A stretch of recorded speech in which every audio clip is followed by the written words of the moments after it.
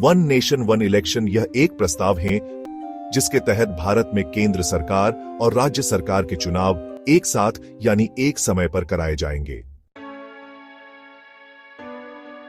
दोस्तों, सबसे पहले बात करते हैं इस बिल के सबसे बड़े फायदे की, पैसों की बचत। आप जानते ही होंगे चुनाव करवाना कितना महंगा होता है। हर बार चुनाव आते हैं तो करोड़ों रुपए खर्च होते हैं, पुलिस, वोटिंग बूथ, लोगों की सैलरी और भी बहुत कुछ। वन नेशन वन इलेक्शन से यह खर्चा बहुत कम हो जाएगा। एक ही बार में चुनाव करवाने से सरकार के पैसे बचेंगे, जिनको पढ़ाई, दवाई और विकास जैसे जरूरी कामों में लगाया जा सकता है। अगर चुनावों में बर्बाद होने वाले पैसे गरीब बच्चों की पढ़ाई पर खर्च किए जाए तो कितना बड़ा बदलाव आ सकता है, कितने बच्चों का भविष्य बन सकता है। ये पैसे सड़कें, अस्पताल और बिजली जैसी जरूरी चीजों को बेहतर बनाने में भी काम आ सकते हैं। वन नेशन वन इलेक्शन का दूसरा बड़ा फायदा है अच्छा शासन। दोस्तों, आप जानते ही होंगे कि चुनावों के दौरान आचार संहिता लग जाती है, जिससे विकास के काम रुक जाते हैं। बार बार चुनाव होने से सरकार का ध्यान भटकता है और विकास धीमा हो जाता है।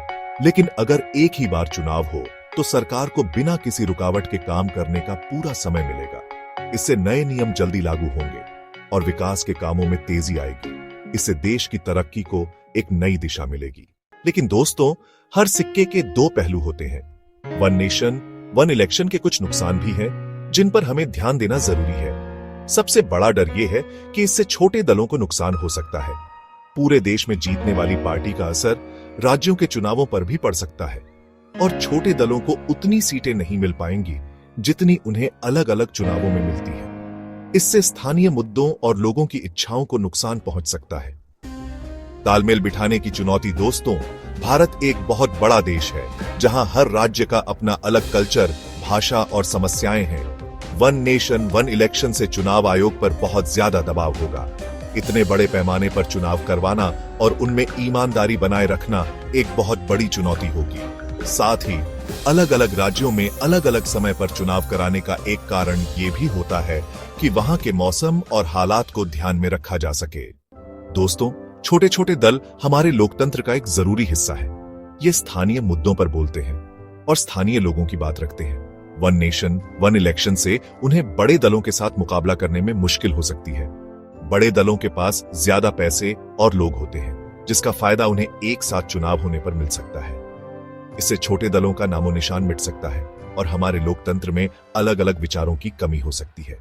वन नेशन वन इलेक्शन को लागू करने के लिए संविधान में कई बदलाव करने पड़ेंगे।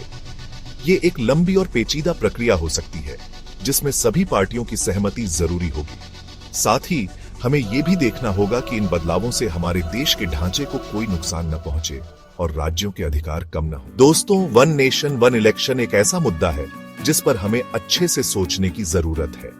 कुल मिलाकर ये विचार चुनावों को आसान और कम खर्चीला बनाने का है, लेकिन इससे स्थानीय मुद्दों और अलग अलग विचारों को बचाए रखना मुश्किल हो सकता है।